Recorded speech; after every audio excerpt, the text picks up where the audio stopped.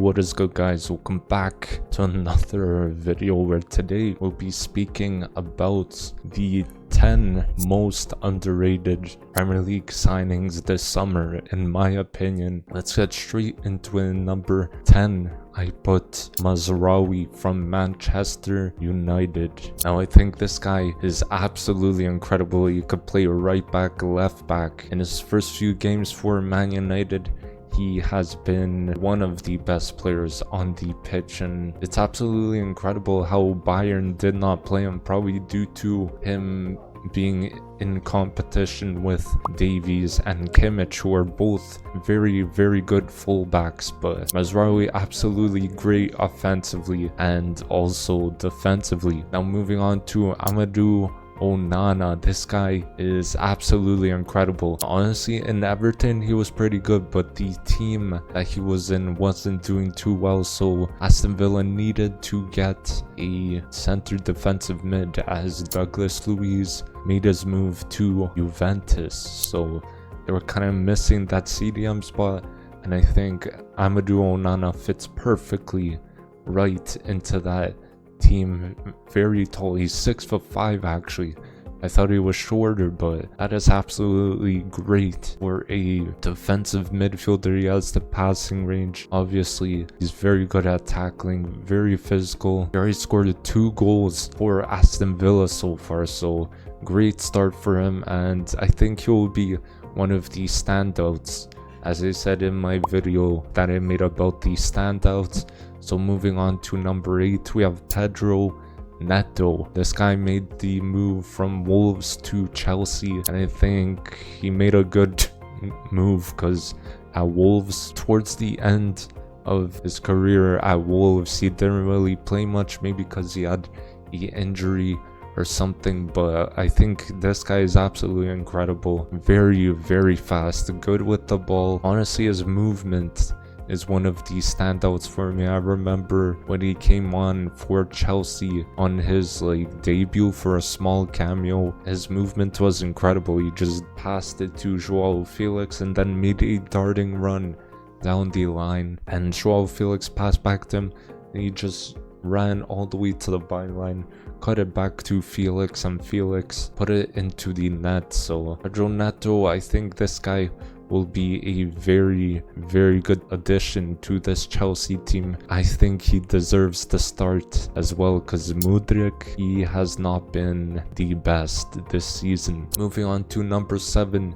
Dean Huijsen. Maybe some of you haven't heard of him, but he is a youngster from Juventus. He made the move to Bournemouth, and I mean, he's been doing pretty well at Bournemouth. He started his first game in the first game of the Premier League season, and I believe they got a clean sheet, but he did very, very well. A lot of people were saying he was very, very good, and this guy's only 19 years old and putting in great performances already. So I think this guy might be a guy that we should keep an eye on, because he could be possibly maybe one of the best young center backs in the Premier League, maybe in the next few months or years. So definitely keep an eye on him. Now we got number 6, Maxence Lacroix. I didn't really hear of him until maybe a few years ago, but I used to play FIFA, and this guy had absolutely incredible potential on that game, and in real life it's the same thing. He is a absolutely great defender. He made the move from Wolfsburg to, I believe, Crystal Palace, and choosing Crystal Palace, I think that is a absolutely amazing decision, because Guehi could be making his move in January or in the next summer. So they brought in Lacroix as a replacement. I believe he is quite young, like around 23 or 24 years old. So I think this guy has a lot of potential and really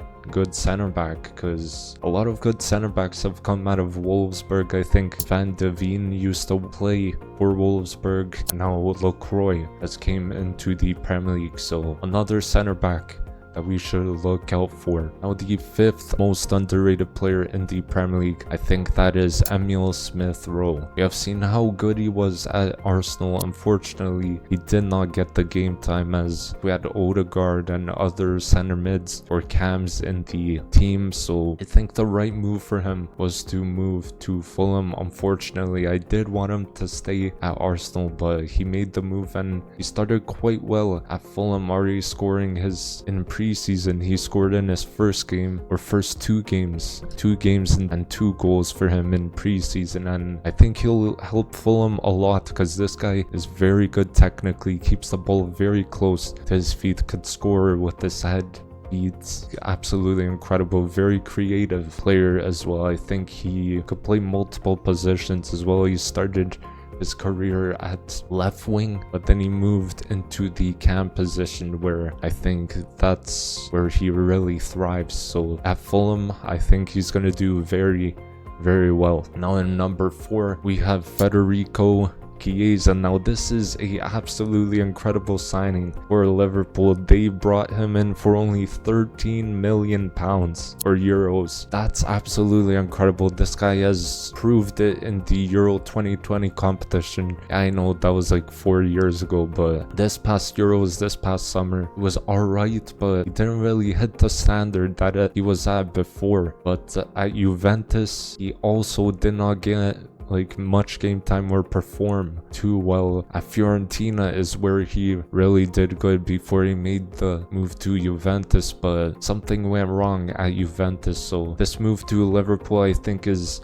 very, very good, even though they have a lot of attackers like Salah, Diaz, Nunez, Gakpo. But I think if Salah decides to leave, I think Federico Chiesa could take that right wing spot and he could possibly just explode in that position, do very well for Liverpool. Moving on to number 3, I put Ilkay Gundogan. We all know how good this guy is. He was very, very good when he was back at City. Now once again, he has made his move from Barcelona back to Manchester City. I think that's a very, very good decision for free as well. So Pep brought him in once again, and I think it might take him some time to get into the team once again, because this Man City team right now is looking absolutely crazy. If you had Gundogan into there, we are looking at a even more dangerous squad. He won the treble as well with Man City when he was with them a few years back, and what can I say, is just so good with the ball, controls the game, very clutch when he was playing with Man City last time. I think this is a very good player to have in the team. I think Kovacic might get dropped and Gundogan will eventually make his way into the starting 11. Now in number 2, we have Nikola Milenkovic. Now this guy, maybe some of you have heard of him. He did very well,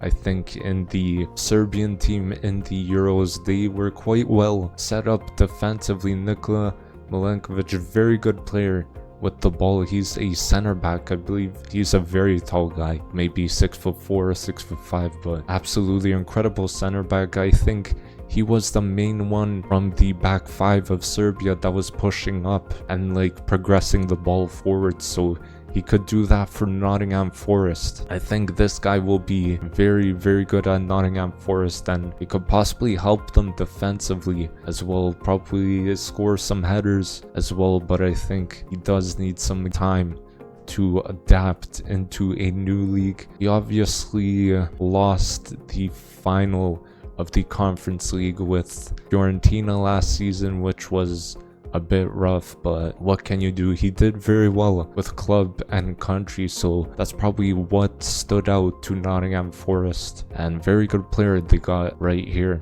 Now moving on to number 1, I put Aaron Wan-Bissaka. Obviously West Ham needed a right back. I know Soufal or Koufal, however you want to call him, he was quite good honestly, but I think they needed more quality in that team, and Wan-Bissaka wasn't really getting the game time at Manchester United, as they have Dalot and they brought him as Rawi. I think this was a very good signing, as Wan-Bissaka, when he was at Crystal Palace, or even at United, he is very, very good defensively, and he's probably working on his offensive game as well, as we saw in the game when he was playing with West Ham. I think the last game, he was pushing forward, beating defenders, something I did not expect from this man. But defensively, he is absolutely incredible. I think West Ham have a very solid right back in Wan-Bissaka here, so they're really like bolstering that back line for West Ham, and I think that is a great signing. They have